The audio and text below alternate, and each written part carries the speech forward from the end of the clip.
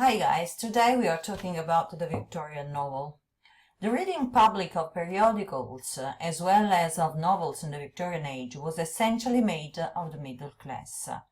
The middle class were avid consumers of literature, and they borrowed books from circulating libraries and read periodicals.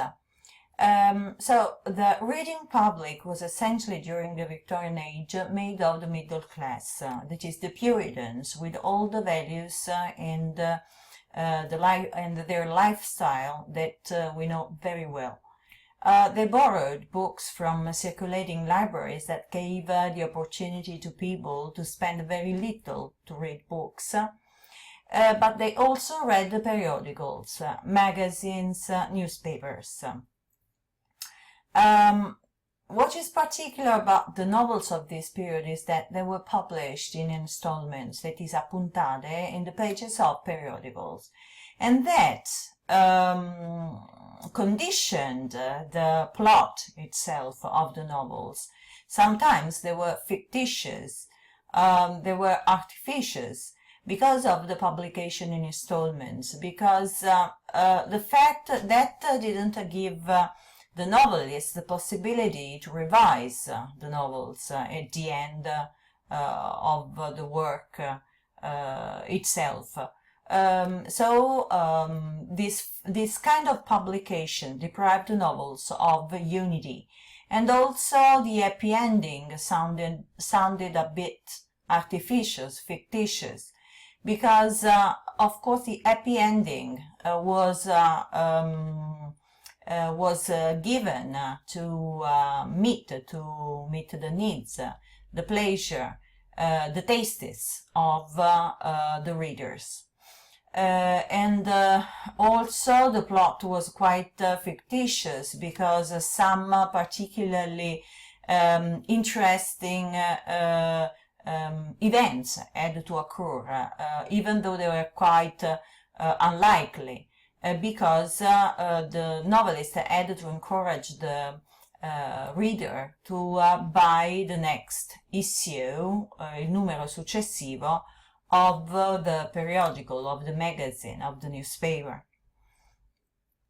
The novel was the most popular form of literature and entertainment, and often it was an opportunity for the family to do something together, because it was often read aloud within the family. Of course, we again are mostly talking about the middle class. The novelists had a moral and social responsibility.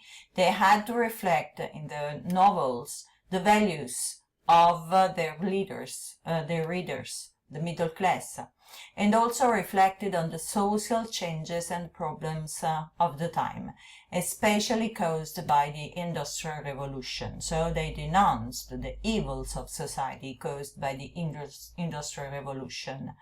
But at least in the case of Dickens, not in a radical way. That is, they denounced the evils of society caused by the Industrial Revolution, the exploitation of workers, of children, and the social injustice, but just to make readers aware of these problems, not to get them to rebel.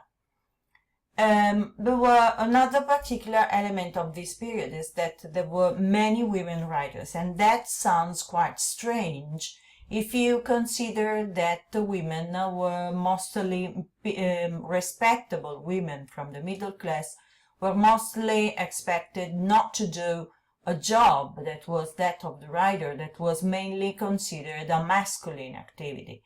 They were mainly relegated to the house, to attend the family, the education of their children, the house, to respect their husband.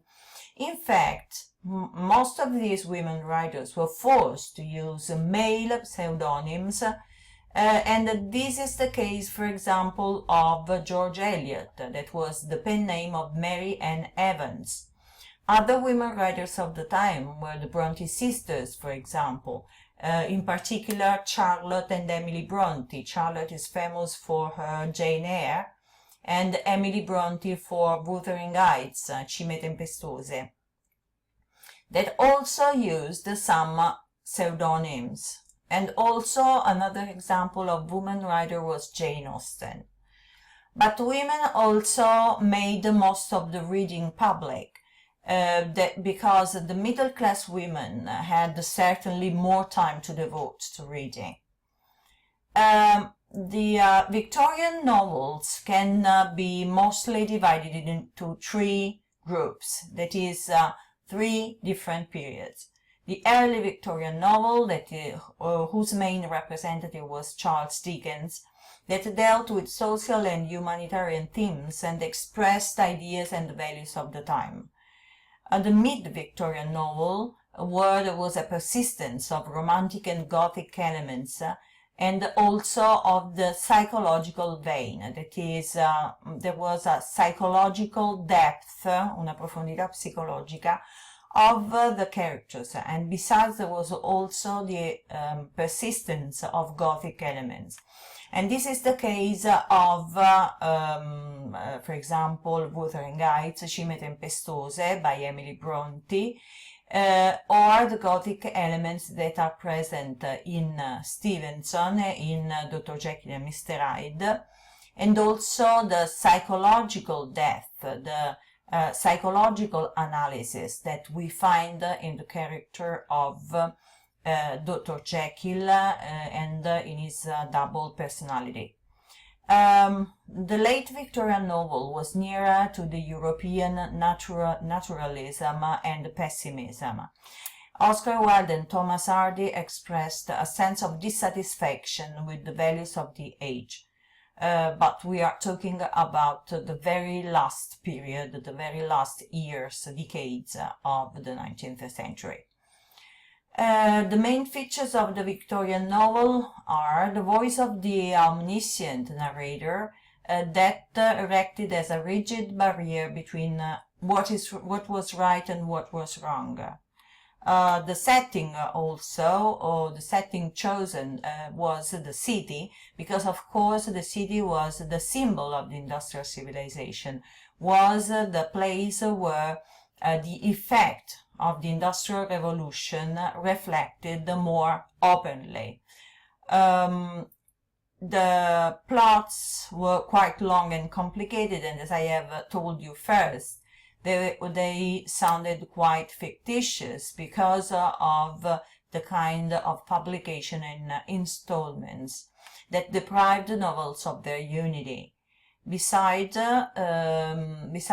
another feature of this of the Victorian novel is the deep analysis of the characters inside, of their interiority, and always in the end of each novel there was the retribution and the punishment for good and bad actions.